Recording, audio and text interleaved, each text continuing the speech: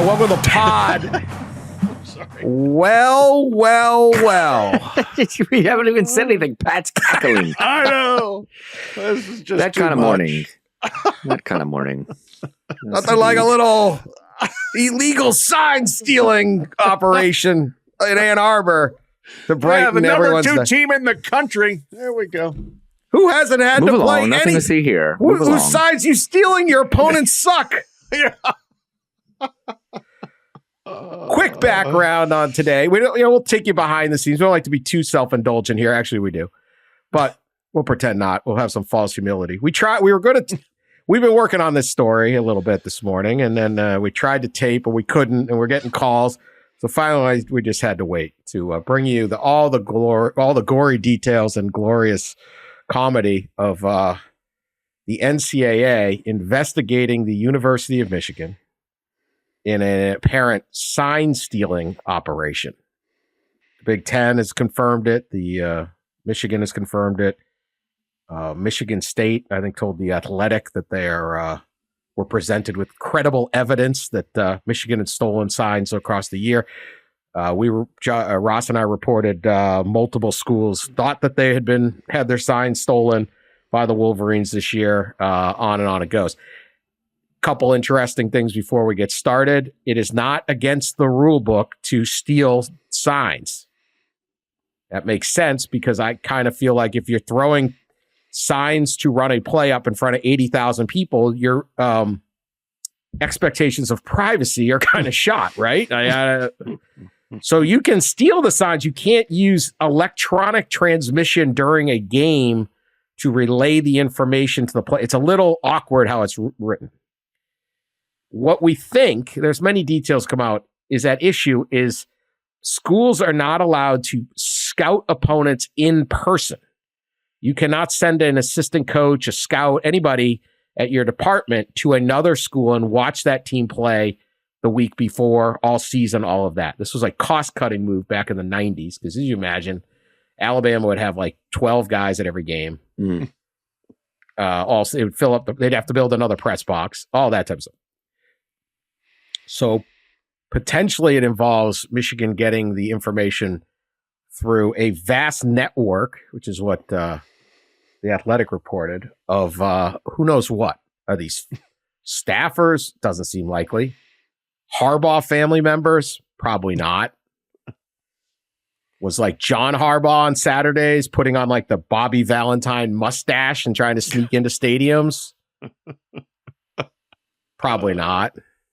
Was it just friends of Michigan fans? What was going on? Friends of the program, Dan. Friends of the program.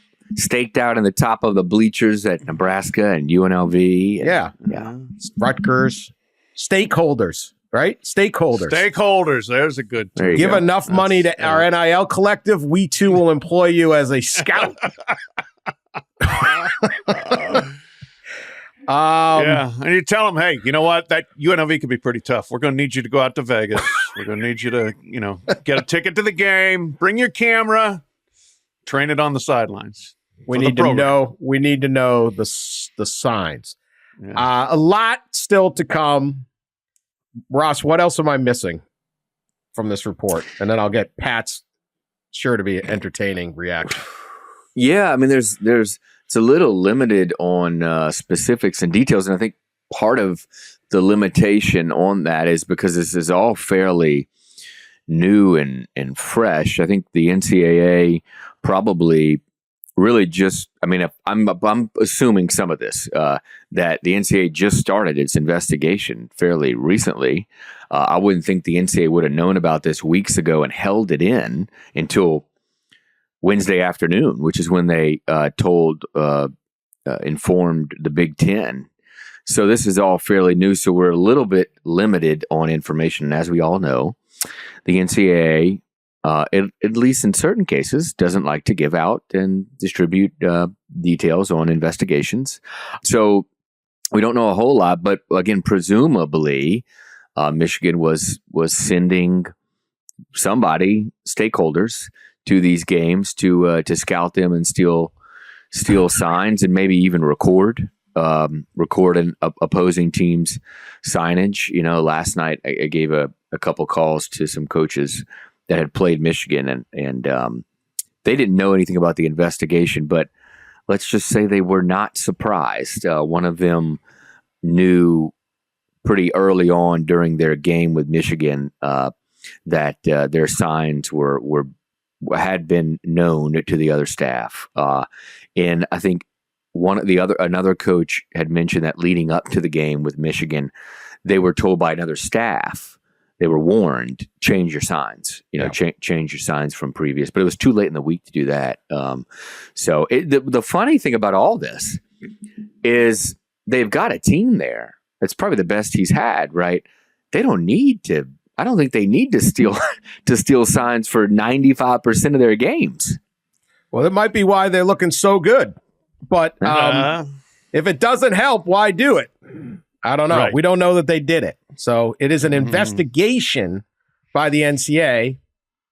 The NCAA's track record of late has not been particularly good at uncovering actual violations at the end. So we'll see what the heck comes up. Michigan deserves a presumption of innocence and then a mountain of mockery. That's how I would put. I believe that's a legal concept. Pat, your thoughts on this? And you've done actual reporting in the past on sign stealing too. So, what do you think of Michigan and how fun is this? How fun is this scandal? I'm here for the mockery, baby. I'm here for the mountain of mockery. Is that you are Michigan? You have played in consecutive college football playoffs. You have won consecutive Big Ten championships, and let's just presume that that's not because you've been stealing signs. Let's presume it's because you were actually good and had better players and executed better. And so your opponents this year have been East Carolina, UNLV, Bowling Green, Rutgers, Nebraska, Minnesota, and Indiana. I don't think there's a winning record in that group. Oh, Rutgers. Rutgers has a winning record. But if you're stealing signs against them, if that's the case, if this is proven to be true, then you're just like enculturated to cheat. I mean, that's just your de facto way of doing business, your default way of doing business. And if you're doing that while you're already under investigation for previous alleged cheating, ignoring the NCAA rules for recruiting context during the COVID dead period, for having too many staffers on the field, then there's one way to look at Michigan, that y'all just are used to cheating. Now, we'll see how this plays out, but it's a really wild look for a team that's this good.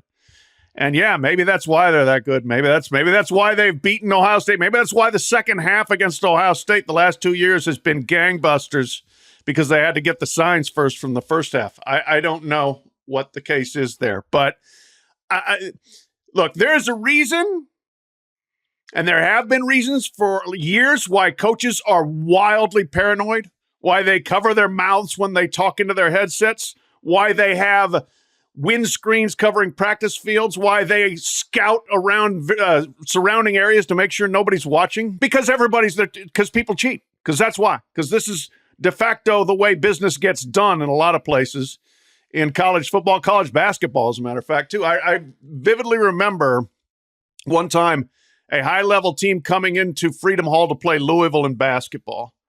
And they were doing their walkthrough the day of the game. And the first thing the coach did was dispatch the strength staff and his own security detail to scour the entire arena for spies. Go through the walkways, go through the concourses, check the upper deck, everything. And then during practice, what were those guys doing? They weren't watching practice. They were just looking around for spies the whole time. So this is the world that college sports and probably pro sports lives in. And if you get caught, there's not much excuses. You just say, yeah, we cheated. We'll see where this goes, how it turns out. But good Lord, yet another wild turn of events with Michigan football. Yeah, speaking of spying and coaches and paranoia, there's this, there's a lot of these stories, but they're around the Mississippi State practice field. There are these huge, tall pines, look like some kind of fir pine trees. When I was in school there, they were much shorter. Because they were planted fairly recently when I enrolled in school there in 2002 by one Jackie Sherrill in the late 90s or so. because he was paranoid that Ole Miss was spying on his practices. So he's planted these trees that were at the time like 5 foot tall. And now they're huge and they surround the practice field. So, yes, the paranoia with coaches. I have 2 quick points about this. First of all, gambling. I mean, how does this, that's an interesting, right? How does this impact, how has this impacted the gambling in the lines and point spreads, thinking back on all their games and their future games? And how long will it take in a season in which Michigan's number 2 and arguably the favorite to win it all? How long will it take to close the investigation and get penalties?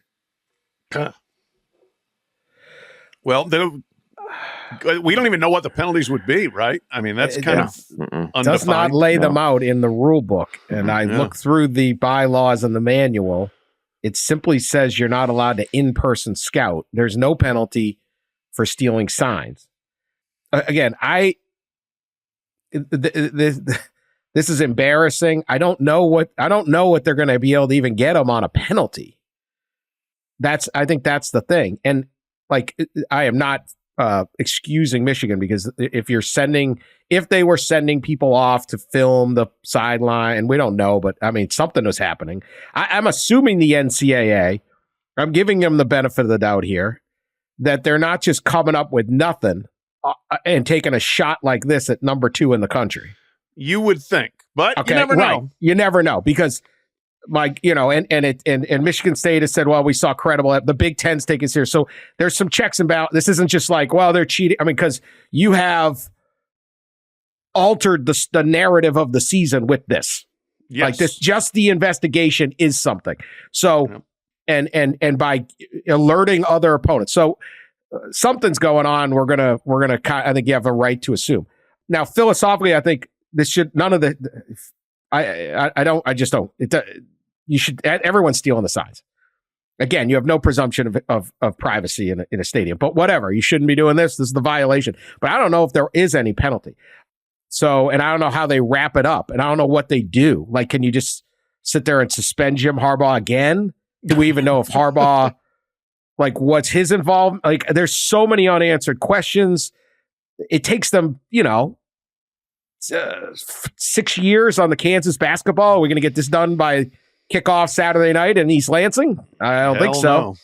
No. Also, someone, Pat, you said Michigan cheats. I have a statement here from the University of Michigan. It says, at the University of Michigan, we are committed to the highest ethical and integrity standards for all members of our community. So clearly you are wrong. No, wrong. I stand corrected. If they've got a statement that says that they stand for the highest standards of ethical integrity. The statement is good. The investigation is ongoing and will not impact Saturday's game. Yeah, tell it to the Spartans when they're like running into a blitz on I can't imagine what Spartan Stadium is going to be like Saturday. Oh my! It was already, that was an extremely charged atmosphere given what happened last year. Now, are you kidding me? This is going to be off the charts. Do we know? Have we ever had this before? Have there ever been sanctions levied against a program for in-person scouting before? To the best, I have not heard of any. I couldn't find anything.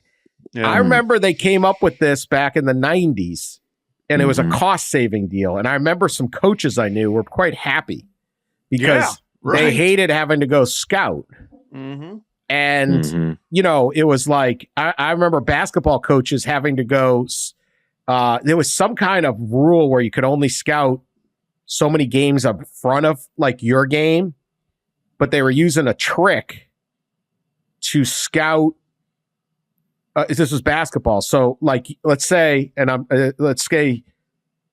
these are not the two schools. Let's say it's Ohio State and Indiana, and Ohio State wants to scout Indiana, but they're not playing until February. There was like a time frame. You couldn't go in November, but they were both playing like marathon basketball. It's like our second reference to Marathon Oil or Athletes in Action. So they went and scouted. They're technically scouting like Athletes in Action, which of course is absurd because who the hell cares? But like, so they were doing, and coaches were just tied. So it wasn't those two schools. I'm just using it as an example. They don't want to do this. They don't want to scout. But like the NBA, the NFL has all scouts. You can be there and you can watch, all these things. So it's a cost saving move. So a lot of this is just, I'm guessing there's a whole bunch of this going on, but it doesn't really matter. It's Michigan's the one that's under investigation.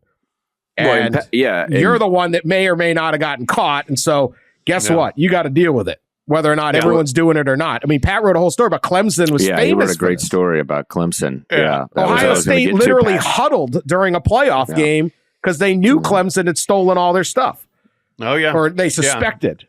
Notre Dame did the same thing. The game I wrote about was before Clemson played Notre Dame, and Notre Dame said, we're going to huddle, which we don't normally do because of that. And they had a whole alleged operation for how they would do it. They had, GAs up in the box who would be watching and then like plugging stuff into a laptop of a guy that's out in the hallway with the laptop and then transmitting it down saying, this is the signal, this is what they're coming with. And that was the allegation of how Clemson did it. But Clemson was supposedly had a small army working on sign stealing, which was, again, not illegal, but nobody would admit to doing it because it's like, no, we don't do that because apparently then it's the code. Less than honorable. Yeah, right. Yes. Yeah. The honorable code, because we all know that the football coaches, and my dad is one, are also honorable and stick to the ethics, right? Again. Yes. That's why they cover their mouths, because they're all trying to do it. A part of what we heard wasn't just that they were scouting teams on the schedule, but potential playoff teams. I know. Yeah. We'll see. Yeah. Somebody contends that Michigan, just reading my replies, which are so train funny. wreck, but they were hilarious. But one of them contends that Michigan did this with conference opponents and nobody else, which explains the performance against TCU last year in the playoff, they said. Well, maybe they're not making that mistake again. Yeah. So it's a couple funny things. Obviously, everyone goes with the Belichick comparison. And the Harbaughs were the biggest critics of Belichick, which is pretty interesting. Then there's the whole bit, does this push Jim Harbaugh back to the pros, where there might be an opening in Foxborough? And then does Michigan try to hire Bill Belichick? Just try to do it to swab it. I don't know. There's a million. The jokes online are terrific on this. Anyway, we'll make it a little bit of football. What other than the scene being wild, does this impact Michigan Saturday and going forward? Well, I'm guessing they got to stop the steal. If they're stealing, also their opponents, they probably already stolen signals for some of their future opponents, right? So their opponents need to change those signals before playing Michigan. That's for sure. I mean, if they lose now, it's like, oh my God, this is embarrassing. Yeah, right.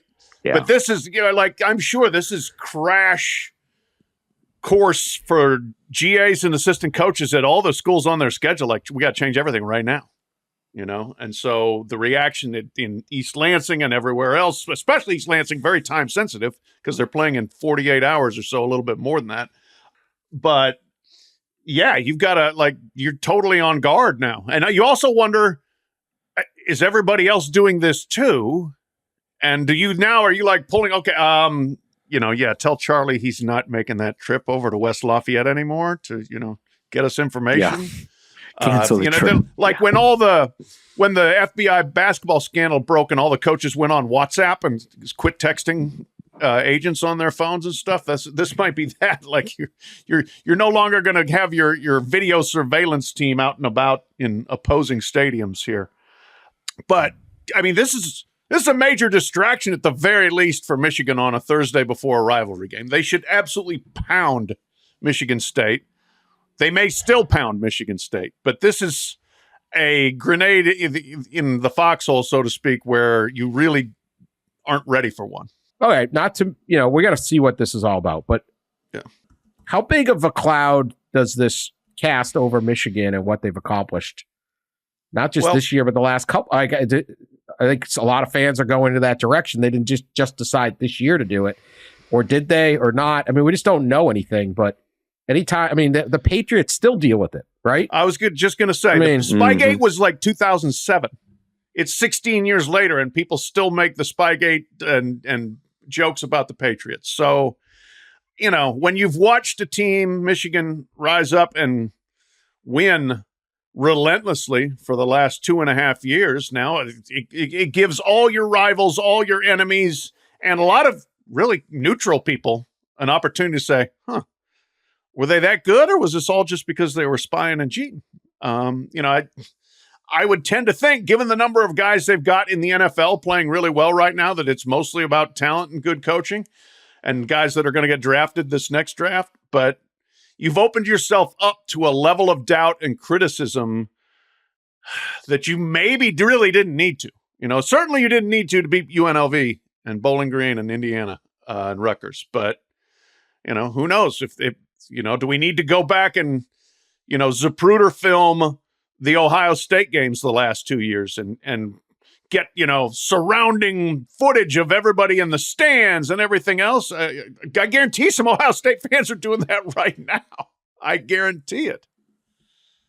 Well, they've won 29 of their last 32 games, going back to the season opener of 2021.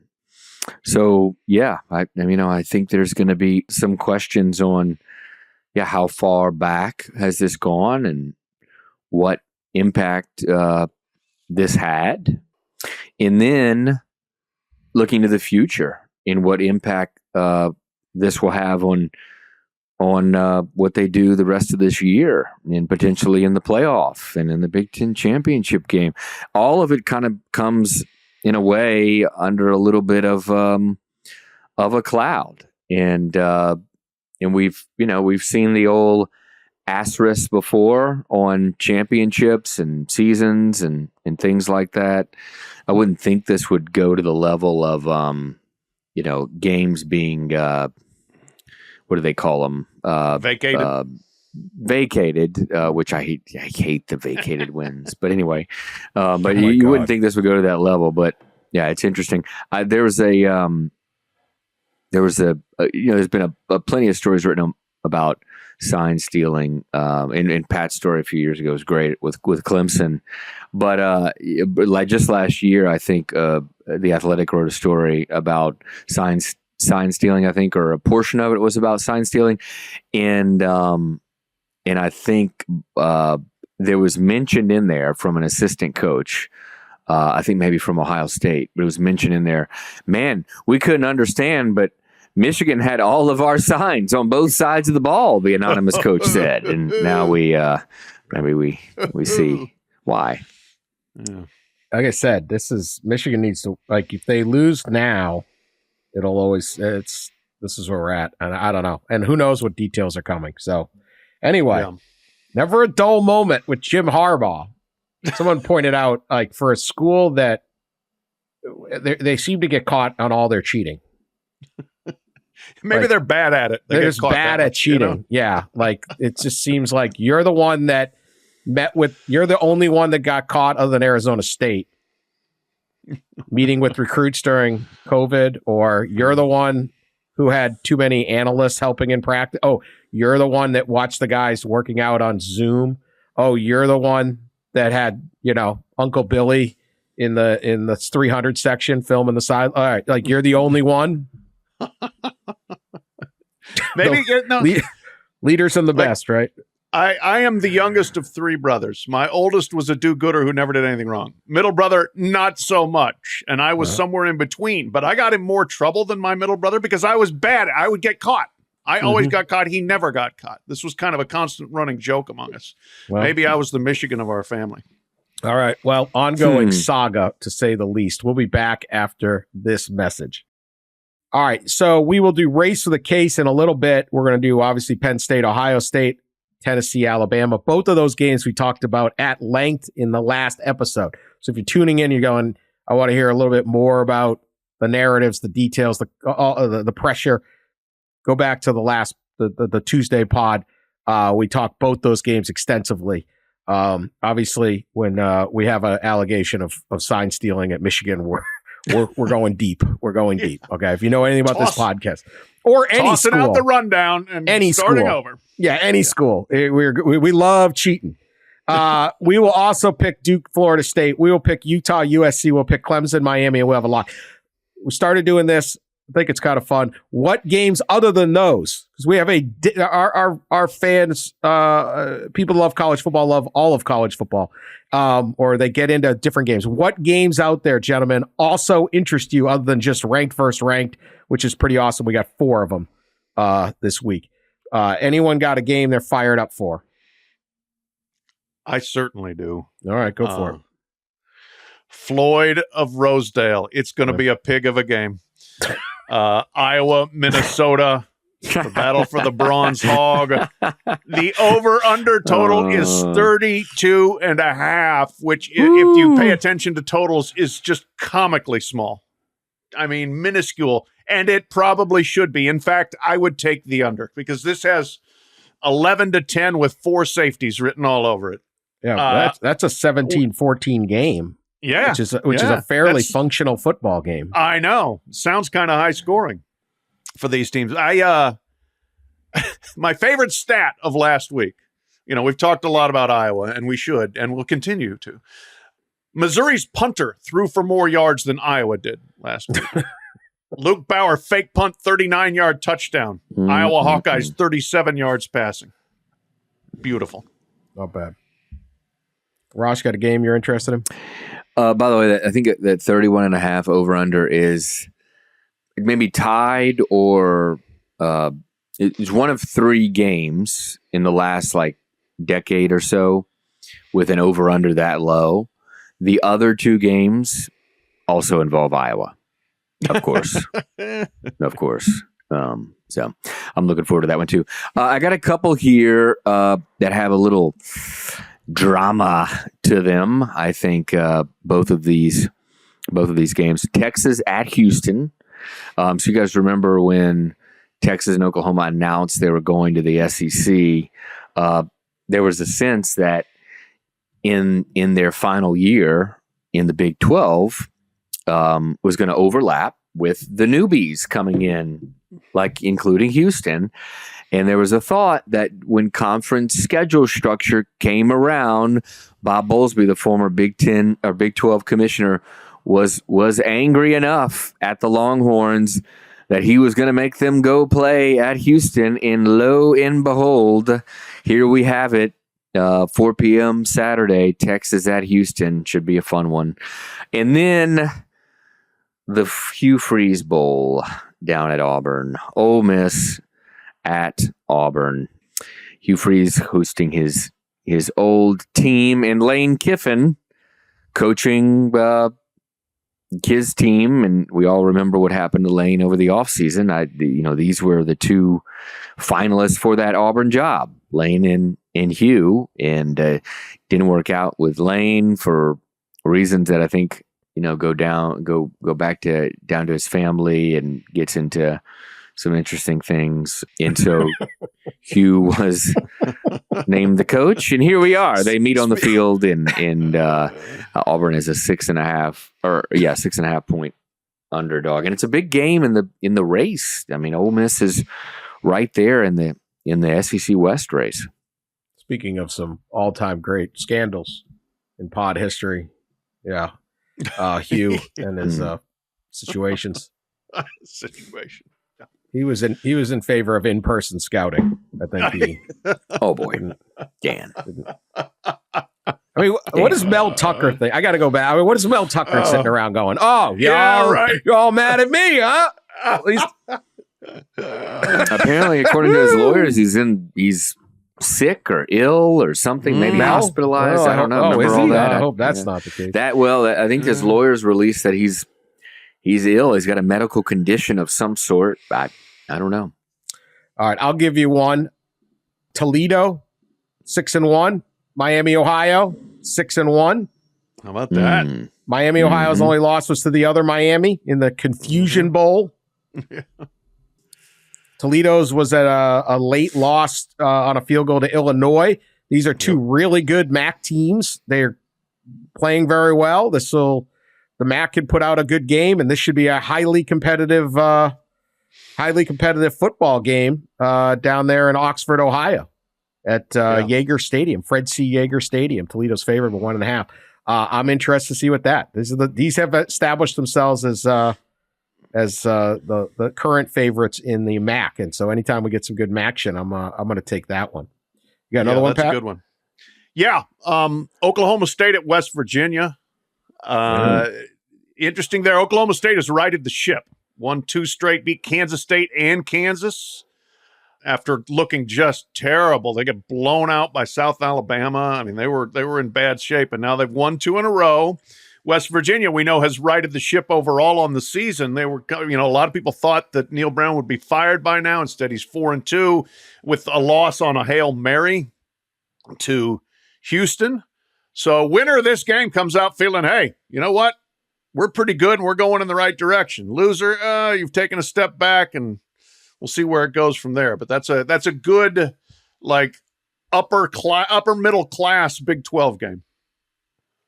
There's another one I'm interested in is how Oregon will respond after last week. They host Washington State, and Washington State is all of a sudden on a slide here, and but the Ducks are coming off of such an emotional game. Probably in a lot of ways should have won that game at Washington. And how will they respond? Because they're kind of still in this thing. So that's in Eugene. Ducks are a 20.5 point favorite, which seems high. I'm interested in TCU at Kansas State. Mm-hmm. Loser of this game, the season is massive disappointment.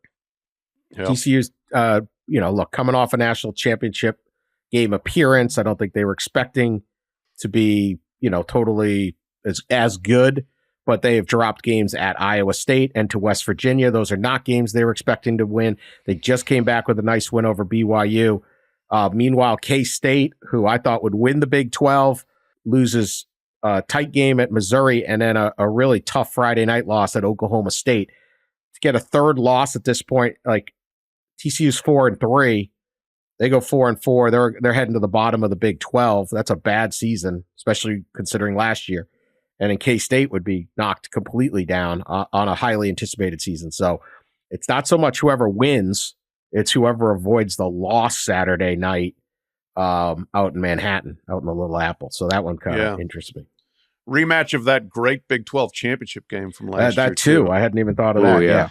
And both of them have kind of moved on to different second quarterbacks now. Injuries and or ineffectiveness have caused some of that, but that is a really interesting one. All right. The other one I had was James Madison, who's 6-0 and is not bowl eligible because of NCAA bylaws. Yeah. You have a transitional period. They're trying to stop teams from just jumping to FBS from SCS, but James Madison has proven to be very good. They're visiting Marshall, who's 4-2 and has had a pretty good season. That's but they're on a 2-game losing streak after NC State and Georgia State. So, that one's, I think that's a pretty interesting game to see if James Madison keep that up or Marshall can get a quality win over this team. I think they've included their attorney general, everybody to try to get this this rule done, but didn't happen. Anyway, a lot of good games out there, no question. Couple interesting stories. Tulsa, before their game Saturday, is going to attempt to set a world record for the world's largest beer tasting event. Actually, it's Thursday's game, not Saturday. So by the time you listen to this, you may have already heard it with Rice. Each participant is required to taste 3 beers. This is from Brett McMurphy. And they are guided by a certified, is it a Cicerone? What is that, a beer expert or something? What's no idea. Cicerone? No idea. That's what it says on this.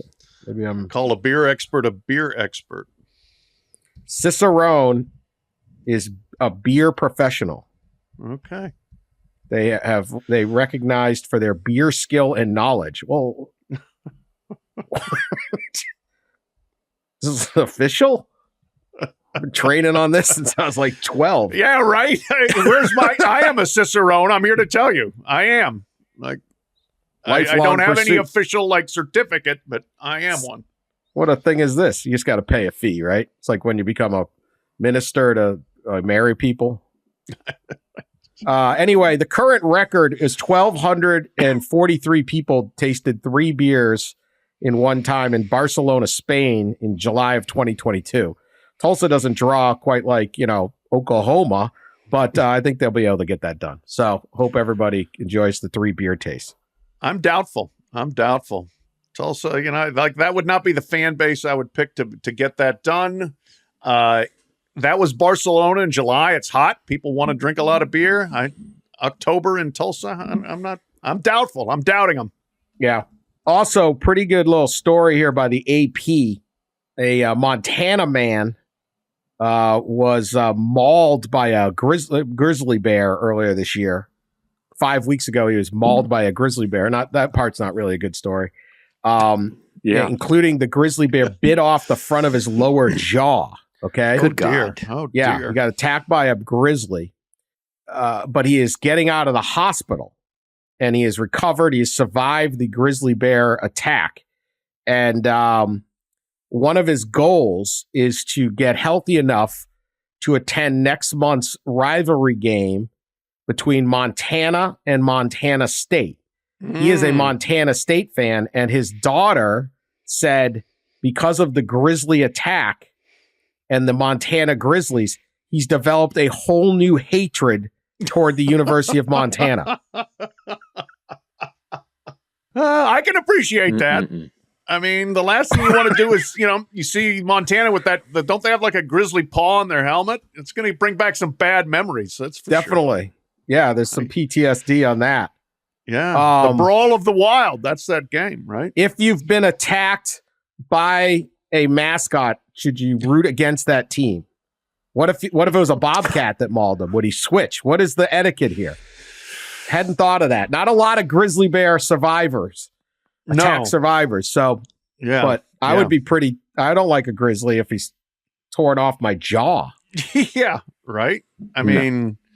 Is anybody nicknamed the Sharks? If I'd been the victim of a shark attack, I would root against that team for the rest of my life. Do we have any sharks out there? Like hockey, San Jose Sharks. San Jose Sharks. Do we have any snakes? Ooh. The snakes. You know what?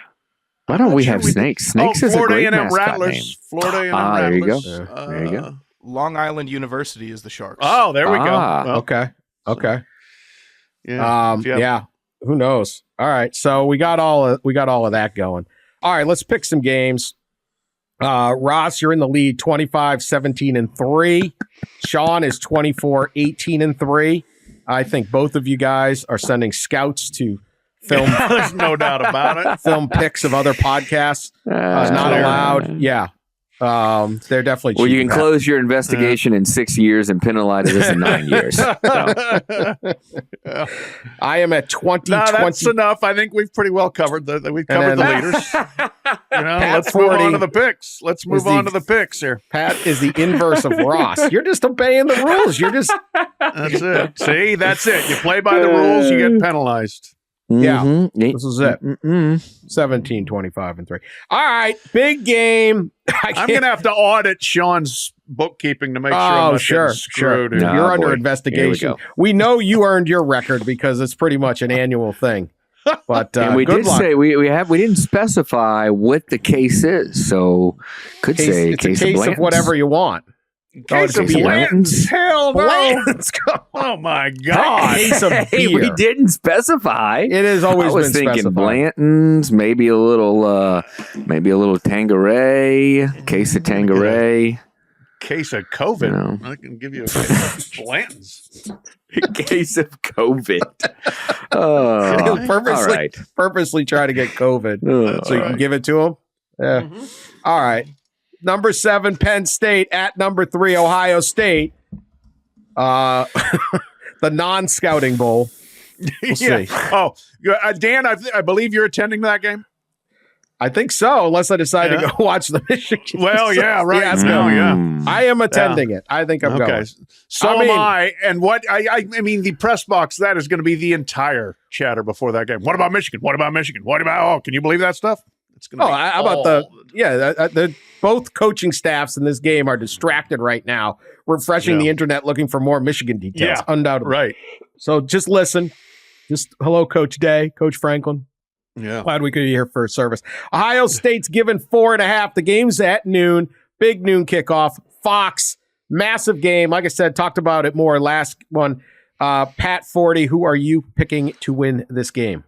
Yep. Or Dan cover? wrote a column about it. I wrote a column about it. Great game. Fascinating game. Penn State badly needs it. I think Penn State can get it. I am taking Penn State in the points. My one concern, two concerns, really. They have not played very good offenses. And, now can they handle the receivers that Ohio State's going to throw out of Marvin Harrison, Emeka Egbuka, and Cade Stover, who is extremely good at tight end. The other thing, Penn State's defense is a little bit so far like Georgia's was in 21 and 22, where they've been so dominant, they haven't played very many snaps. They've gotten ahead by a lot. They've rested guys. They've rotated guys. You get into a high-tempo 75-snap game, and you might run out of gas the way Georgia did against Alabama in the SEC championship game in 2021. So, are they ready for that? I'm going to say yes. I'm going to say they're ready for the whole thing, and Penn State finally gets off the schneid after losing 6 in a row to Ohio State. They don't just cover the 4.5; they win outright. Yeah, we're going to go with 4.5. I've seen it bounce around a little bit, the line, but at 4.5, I agree with Pat. I think Penn State covers the 4.5 and has a really good shot to win the game. I think defense, the combination of Penn State's defense and the struggles that we've seen from Ohio State's offensive line and at times quarterback, I think the Nittany Lions can shut them down enough to not just cover, but maybe win the game. Yeah, I think Penn State is definitely the sexy pick in this, but so far this season, those have not been very favorable. So I'm going to go with Ohio State covering that 4.5. I don't love it.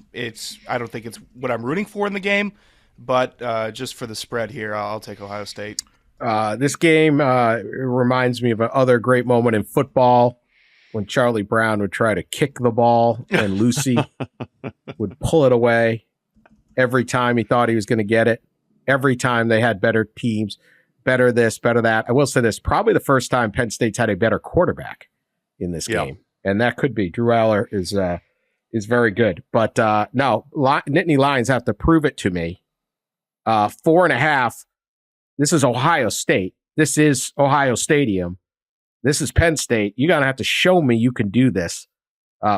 Keep it within 4.5, maybe, but I will take the Buckeyes to win and to cover this spread. And I'm not, there's never a regret when I'm picking Ohio State at home. They're getting guys back. Whatever they have not been showing lately, I think they'll be a little better offensively. They don't have to score 1 million points in this game to beat Penn State. Penn State's not going to score a ton of points. I like the Buckeyes in this one. All right. Rematch from last year, revenge game. Number 17, Tennessee at number 11, Alabama. Crimson Tide, 9-point favorites. This game is at 3:30 on CBS. Nice little boom, 1-2. We got great viewing windows. We got another game and Duke, Florida State's at night, and Michigan State ought to be a circus. That's at night. Great day for watching football. 17 Vols, number 11, Tide. Ross, your thoughts? By the way, the Michigan State game kicking off at night? Is it like the first night game in the rivalry? I think it is. No. Well, there wasn't trouble with the snap game. Wasn't that a night game? No, that was just late at night. It was just late. Okay. Somebody mentioned that to me. There might have been done the research. I think it's the first one at Michigan State. Maybe there might have been. I don't know. At night. Okay. It always ends in the dark. Tennessee, Alabama. We're going with 9 as the spread. That seems incredibly high. And so I'm going to say Tennessee will cover that. I'm not sold on the Vols and Joe Milton. They've got problems. Alabama has problems too. Two problem childs meet. And so I think it's a tight game, probably an ugly game. So give me the Vols to cover and not win, but some kind of like 17-14, 21-17 kind of game. Yeah, we're on exactly the same wavelength there. I think Alabama will win, but I think it will be close, low scoring.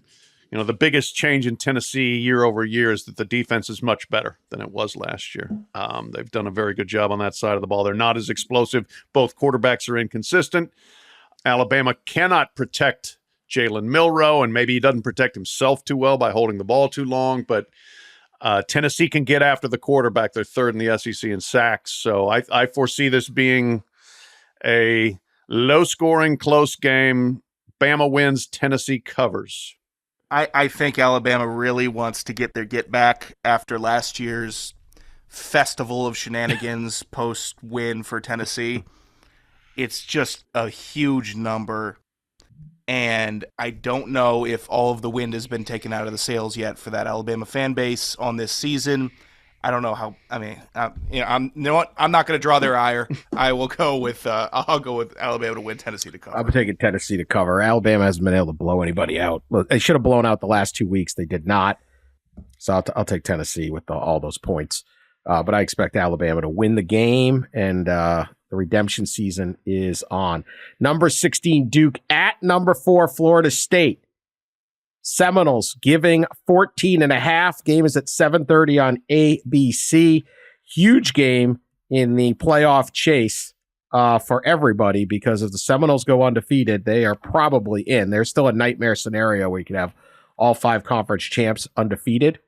Not out of the question. It's a little more reasonable this year than most, but there's a big one for Florida State. Pat, we're back to you. Yep, and if you want to bet this game, wait until close to kickoff to see whether Riley Leonard is playing for Duke. Quarterback, very good, kind of the heartbeat of the team. I was incredibly impressed that Duke won by 3 touchdowns without him last week in a game in which Henry Beelan, started at quarterback and completed 4 passes, and they still won by 21 points. But this is Florida State, and this is Doak Campbell, and with the quarterback uncertainty, I am taking the Seminoles to win and cover the spread. And, you know, if Leonard doesn't play, maybe the cover's spread by a lot. Yeah, it just, again, it just seems like a huge number to me, more than 2 touchdowns. And I know Riley Leonard might not play, and it's at FSU, but I think Duke is good enough defensively. I think they're averaging giving up less than 300 yards a game. I think they do enough to keep it tight, certainly tighter than 2 touchdowns. So Duke to cover, Florida State to win. Duke has been solid for me this year, covering the spreads. 14.5 is a big number. I think Mike Elko wants to go in there and set the tone. Riley Leonard or no Riley Leonard, I think the spread's too big for that defense, so I'll go with Duke. A little hook, man, that little hook. Mm-hmm. They just do. This is what they do to you. I will take Florida State. I think Saturday night in Tallahassee is a unique one. All right, we have number 14 Utah at number 18 USC. 4 ranked on ranked games. It's a good one. 8 p.m. on Fox. USC is giving 7 points. Ross.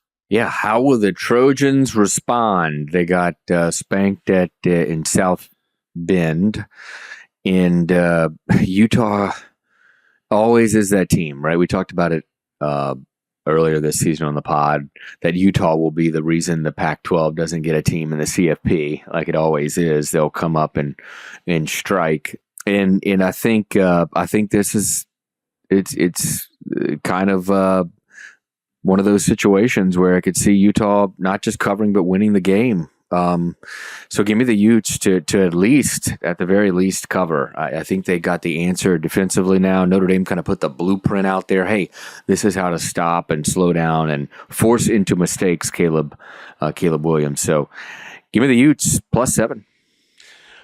For sure. I'm with you on that. Having covered both of the USC-Utah games last year and watched Utah just physically punk USC, I'm not getting off of that. And I know it's different personnel. Utah's offense isn't as good, but they did run for 317 yards last week against California. And I think that they're still just physically tougher than USC is. Maybe USC will win, but I will certainly take the Utes to cover the 7, and I think there's a very good chance that they win.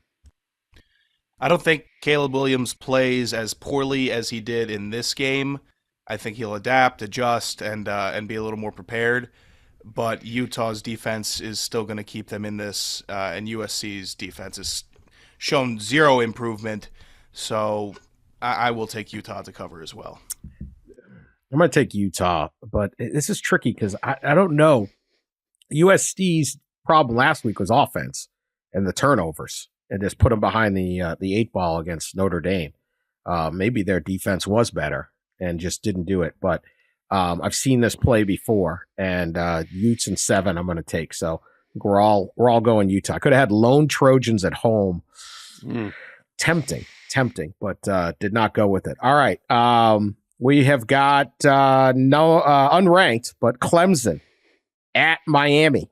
Clemson is giving 3, 8 p.m. on the ACC network. Good luck to you for that. These two teams could use a win. Desperately. Pat, your thoughts? I have no idea what to expect in this game. I really don't. But in that circumstance, you go with the consistent program, and that's Clemson. Still don't love their offense, but their defense is lights out. And Miami showing some glass jaw tendencies, coming off 2 straight losses. You would expect them to play at their peak intensity here, but I just don't trust them. So I will take Clemson, give the 3, and have no idea how this will turn out. My whole perception of Miami and what Miami was going to be this year changed because they didn't kneel the ball. And they played like crap in that game, right? Anyway, and it just changed how I view them. And even though Clemson has been struggling, it doesn't seem like they're still got it figured out on offense at all. But this seems like a really ugly, low-scoring game, and I'll take the Tigers to cover at Hard Rock Stadium. Yeah, this is another good classic toxicity bowl. One coach can't get fans in the stadium. One coach doesn't want his fans in the stadium. So who do you? I'll go with the home. I'll go with the home team, Miami, covering the 3. That's golly. Yeah. Just a struggle. It's the Pepper X game. We replaced fentanyl. I heard from a couple of listeners who had to turn the last pod off. Couldn't listen to the last 5 minutes because of the Pepper story. Oh. So amazing coincidence. The company that handles that guy runs. Yeah. Pepper X. It's in business with Diag Partners that I'm always mock. They thought I was trolling them. My friends at Diag Partners, Custom Staffing Solutions. Oh God! They actually handle their payroll or something. I don't know, something going on.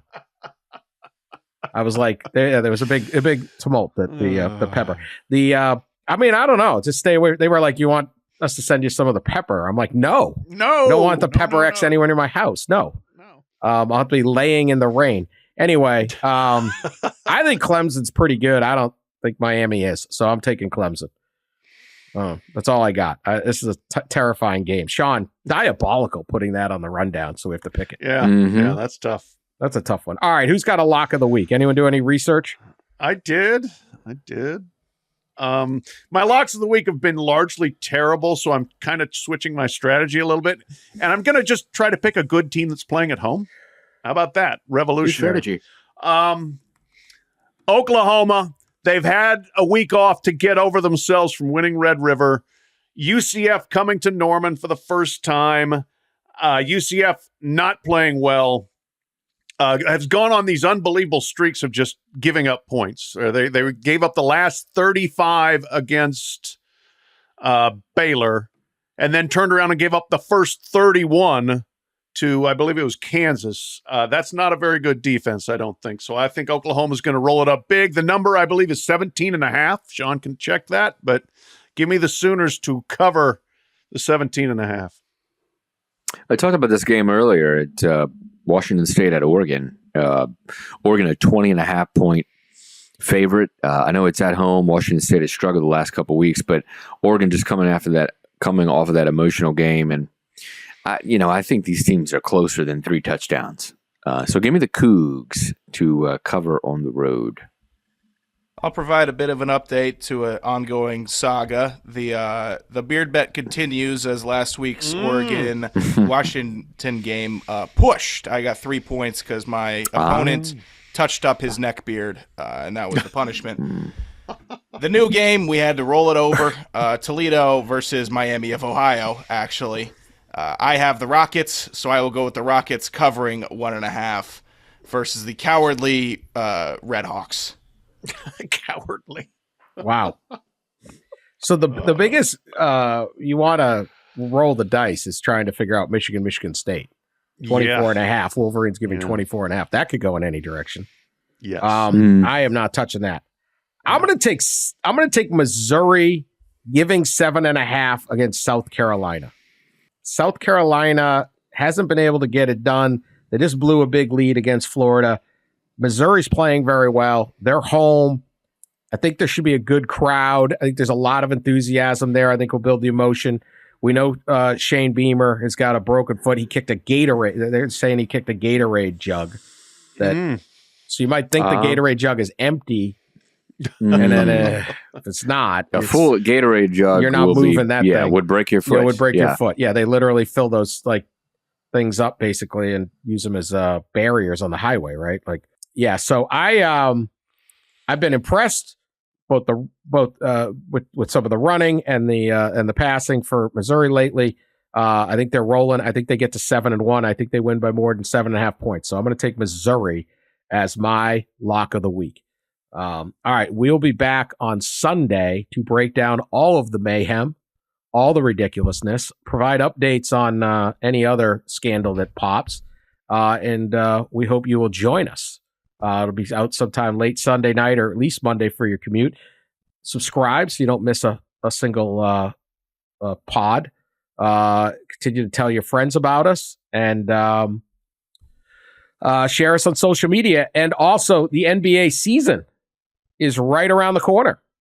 Never a better time to sign up for a fantasy basketball league with some buddies or even some strangers. It's not fantasy football. Maybe you don't got a whole bunch of guys who want to do it.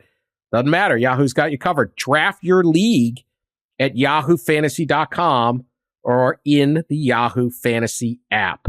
We will be back. We talk to you later.